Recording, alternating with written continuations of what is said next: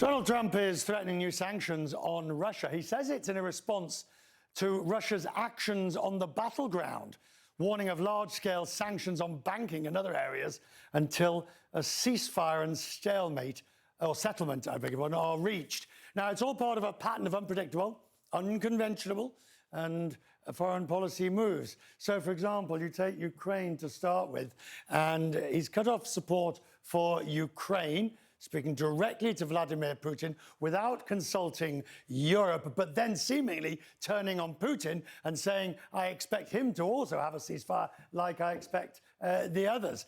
His hostage envoy has been in touch with Hamas, although the United States has long refused to negotiate with terrorists. And all this has been done without any discussion, in a sense, on what the rights and wrongs of it are.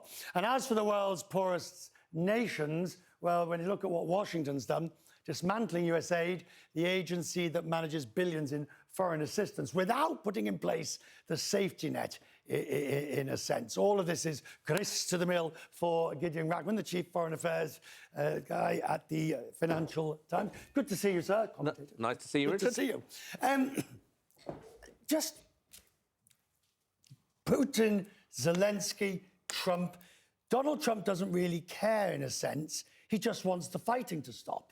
Yeah, and I think, he keeps saying, and the people around him keep saying, he's the master of the deal. And I think he may be overestimating his ability to just say, OK, I'm going to sort this out and I'm going to have a peace deal. And maybe what we're hearing today, this threat of sanctions against Russia, reflects his kind of dawning realization that actually maybe you need to put some pressure on the Russians as well. Or it could simply be a degree of embarrassment that no sooner does he lift or stop sharing intelligence with the Ukrainians, rather than the Russians saying, well, that's great, that's a step towards peace. They actually step up sort of rather brutal attacks on Ukraine. So I'm afraid the impression is that I don't think there is a master plan there. I think Trump is kind of slightly flailing. He just wants the fighting to stop. Yeah, and I think he wants to be able to say, I brought peace to this area.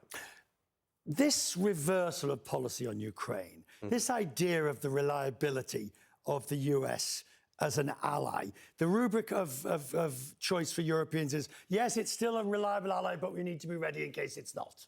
Yeah, they may say that in public. I think they certainly don't believe that in private. Are they really as shocked? Yeah, totally. I mean, there's so many shocking moments. It's difficult to pick out, one or two. But I think, say, over the last week, the pictures out of the Oval Office where Trump famously said, this will make great television. Well, it sure did.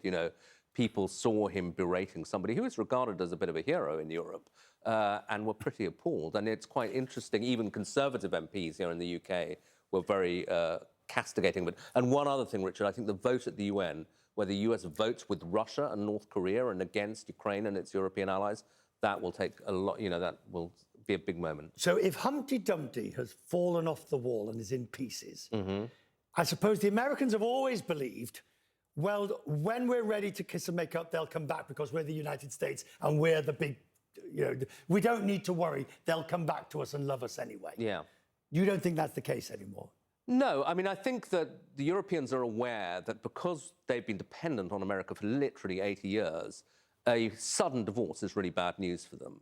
But they are certainly beginning to believe that they need to be autonomous and to build up as fast as they can, because I don't think that they think that even if America does tomorrow say, oh, it's great, kiss and make up, they don't believe they're reliable in the long run. So who leads for Europe? I think it has to be Germany, frankly. And I think that the striking thing... Not Macron?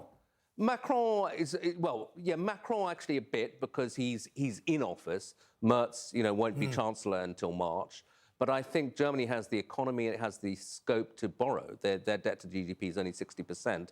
Britain and France are heavily indebted. So it's when the Germans really get moving that I think things start moving. Do the Europeans and the Brits realise, listen, we're going to have to come to some sort of post-Brexit arrangement beyond Windsor? Totally. I mean, everything that they promised that they weren't going to do, cherry picking, blah, blah, blah, the rules have changed. We need Britain back closer to us. And if that means we have to hold our nose on a few things... 100%, I think. I was just in Paris yesterday, and they were saying that Franco-British relations have been, their best for a decade now.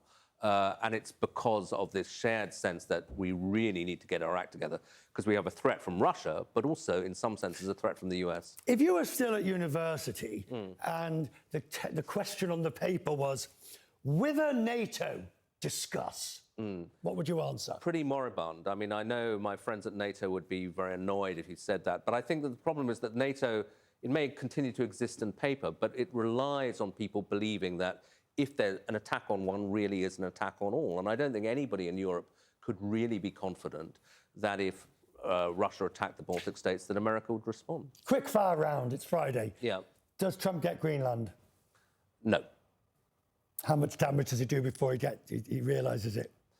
I think he's done a lot of damage already. I mean, I think that another thing that's really changed attitudes is seeing him threaten allies, Denmark and also Canada, another fellow member of NATO. How does the Canada thing play out?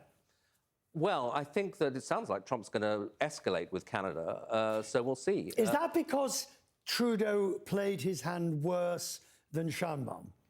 Well, it depends what Trudeau's goal is. I think that the Canadians believe that America really is threatening them now and that they have to stand up. And in terms of domestic politics, Trudeau's played a blinder. I mean, the Liberals were 25 points behind the Conservatives. They're now 5 points ahead. Have a good weekend, sir. Did you ever think we'd be talking about whether or not... No, it's absolutely Thank you for coming in on a Friday. Yeah, pleasure. I very much appreciate it.